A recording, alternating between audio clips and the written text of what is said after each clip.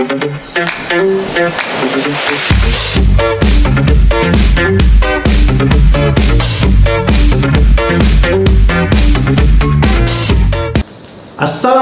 warahmatullahi wabarakatuh. Halo adik-adik, apa kabar adik-adik? Bagaimana persiapan adik-adik dalam mempersiapkan diri UTBK tahun 2024? Abang doakan hasilnya maksimal. Amin ya robbal alamin. Baiklah adik-adik, pada video-video sebelumnya Abang sudah menjelaskan penarikan kesimpulan menggunakan metode modus ponen, modus tolen, silogisme, kemudian juga bagaimana menarik kesimpulan dalam sebuah paragraf. Dan kali ini Abang akan menjelaskan bagaimana caranya kita menarik kesimpulan menggunakan metode diagram Venn. Apa diagram Venn? Apa itu diagram Venn? Sudah nggak sabar? Sebelum kita belajar, bantu Abang untuk subscribe channel ini terlebih dahulu agar Abang bisa memberikan lebih banyak video kepada adik-adik. Baiklah, sebelum kita memulai, kita berdoa terlebih dahulu dan ucapkan Bismillahirrahmanirrahim. Yuk kita belajar. Oke adik-adik, kita akan mulai pelajaran kita pada video kali ini, yaitu penarikan kesimpulan tapi menggunakan model diagram Venn. Wah, apalagi ini diagram Venn? Kalau video-video sebelumnya kita sudah membahas dengan menggunakan metode ponen, kemudian ada tolen, kemudian ada silogisme. Kok ini ada lagi menggunakan diagram Venn? Gimana caranya? Kita bahas. Yang pertama, nah, kita harus tahu dulu diagram Venn. Diagram Venn itu yang seperti apa? Diagram Venn itu yang seperti ini adik-adik. Misalkan nih ada lingkaran, kemudian nanti ada lingkaran lagi, nanti ada lingkaran yang beririsan, misalkan seperti itu. Nah, ini dia yang pertama adalah pada model semua A bersifat B. Bentuknya gimana? Bentuknya seperti ini.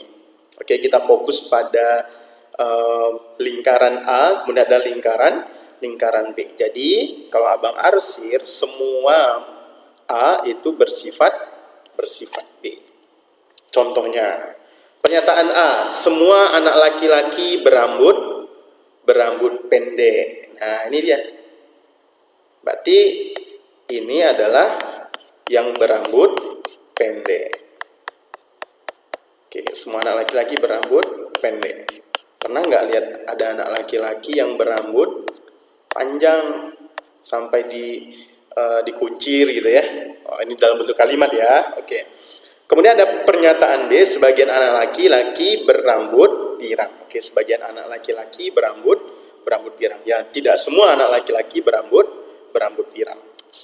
Kesimpulannya ada dua. Yang pertama adalah sebagian anak laki-laki berambut pendek dan pirang. Ya, Bang, kenapa berambut pendek dan pirang? Nah, ini berambut pendek, kemudian dan pirang. Ya, ini tadi Abang ganti ya. Warna apa? Warna biru ya. Oke, yang ini, yang B. Sebagian anak laki-laki berambut pendek dan pirang. Kemudian ada lagi sebagian anak laki-laki berambut pendek dan tidak pirang. Itu yang mana, Bang?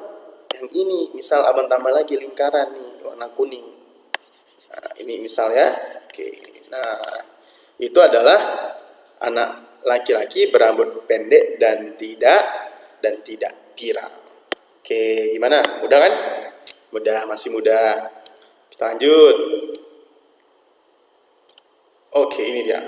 Ada C yang bersifat A dan B. Gimana lagi nih, Bang? Oke, bentuknya seperti ini. Jadi, ini tuh kita sebut dengan beririsan adik-adik. Nah, ini beririsan. Jadi kalau beririsan seperti ini, artinya si C itu juga memiliki sifat A, kemudian juga memiliki sifat B. Contohnya gimana, Bang? Ini dia contohnya. Misalkan pernyataan A, sebagian siswa kelas 12 gemar fisika. Kemudian pernyataan C, sebagian siswa kelas 12 gemar fisika dan matematika. Berarti yang B-nya apa tuh? Matematika. Pinter. Oke, ini adalah fisika. Fisikanya Abang ganti warna kuning ya. Ini adalah fisika. Oke. Kemudian yang warna hijau ini adalah matematika. Nah, si C ini gemar kedua-duanya. Ini dihubungkan dengan kata dan. Jadi dia sebagian siswa kelas 12 gemar fisika dan matematika. Kesimpulannya gimana, Bang? Nah, kesimpulannya itu adalah sebagian siswa kelas 12 gemar matematika. Jadi tergantung pernyataan mana nih yang diberikan, seperti itu. Kalau untuk yang seperti ini, maka kesimpulannya adalah sebagian siswa kelas 12 gemar matematika. Oke, kita lanjut ya. Kita lanjut. Oke, kemudian ada A dan B tidak saling berhubungan. Maksudnya bang, ya dia nggak ada hubungan apa-apa. Jadi misalkan A ya A saja, kemudian B ya dia berdiri sendiri, gitu, nggak ada hubungannya nih A dengan B. Oke, sehingga kita tidak bisa tarik kesimpulan. Contohnya gimana bang? Contoh, semua bulan adalah satelit. Oke, yang warna merah ini ya. Pernyataan A, semua bulan adalah satelit. Pernyataan B, September adalah bulan. Nah, bulan di sini, oke, yang warna biru bulan, kemudian yang warna biru kan bulan juga nih. Nah, ini itu nggak sama. Oke, yang mengganti warna ungu. Nah, ini itu tidak sama. Oke, bulan di sini beda, sehingga dia tidak dapat ditarik kesimpulan. Oke, bagaimana? Sudah paham? Atau kita mau bahas soal? Oke, siap, kita bahas soal. Soal yang pertama.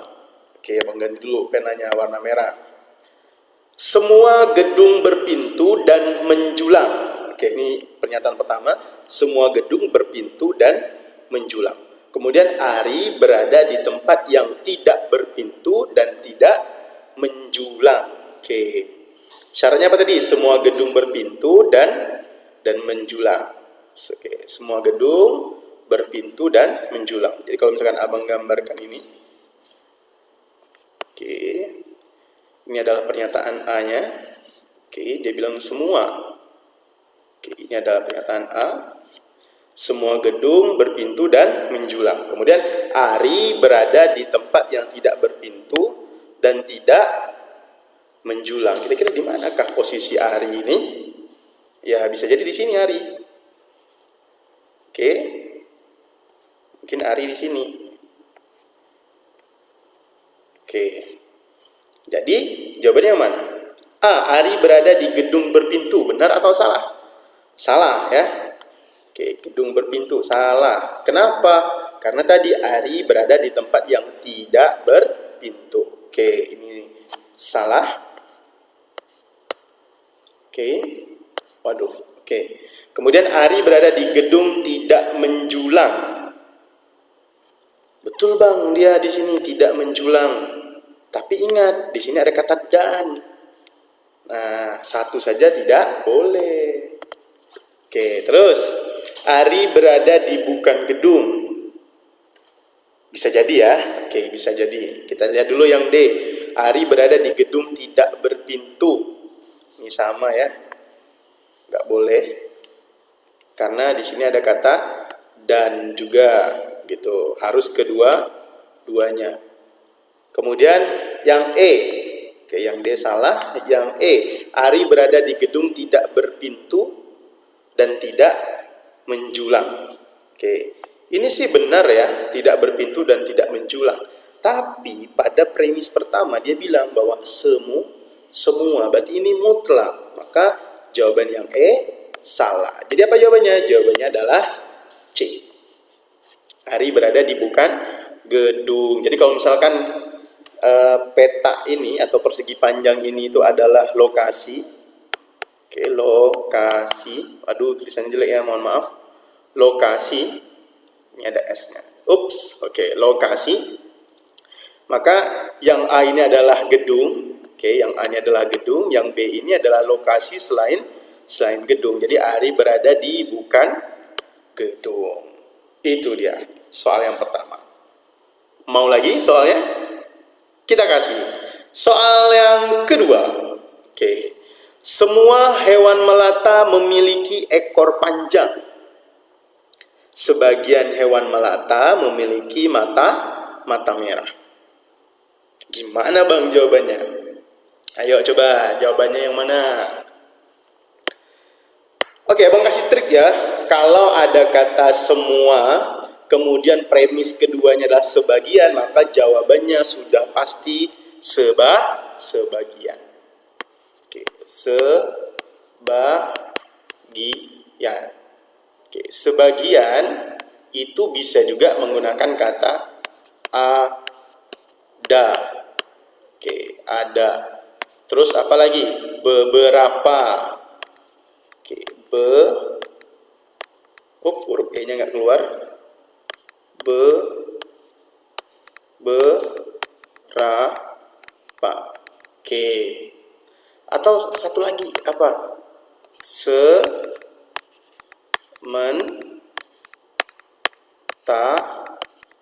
Ini juga bagian dari kata sebagian. Dia maksudnya sama. Oke, ini bukan adit ya, ini ada. Oke, mohon maaf ya. Oke, ini abang coret ya, biar nggak bingung.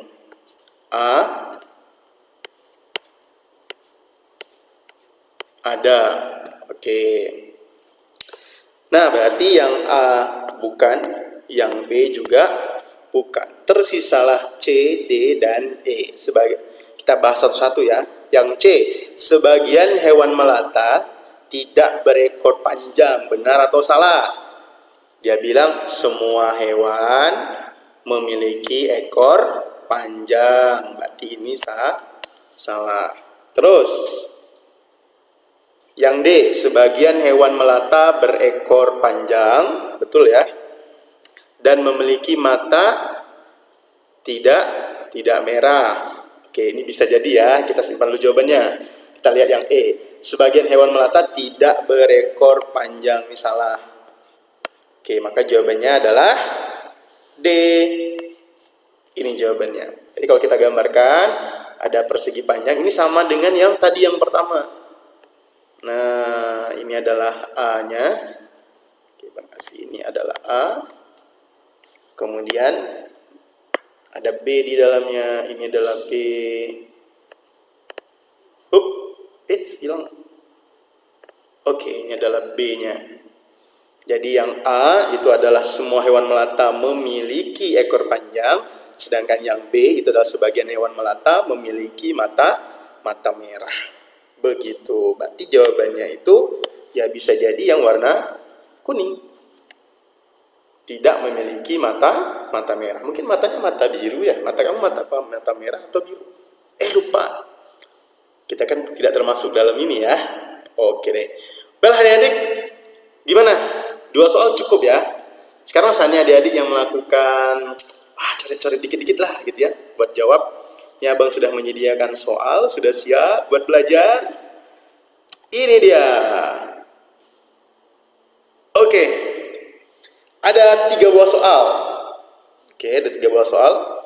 Silahkan di screenshot adik-adikku. Di screenshot kemudian dijawab di kolom komentar. Silahkan dijawab di kolom komentar. Nanti akan abang cek satu persatu jawaban mana yang benar dan akan kita bahas di video selanjutnya. Terima kasih banyak adik-adik yang sudah menonton video ini sampai dengan selesai. Abang doakan semoga perjalanan adik-adik di SNBT pada tahun ini sangat lancar dan bisa masuk ke perguruan tinggi yang adik-adik inginkan. Bela adik-adik, dukung terus channel ini dengan cara subscribe, komen, like, dan share video ini kepada teman-teman yang lain biar bisa belajar juga. Dan kita akan ketemu di video yang lain.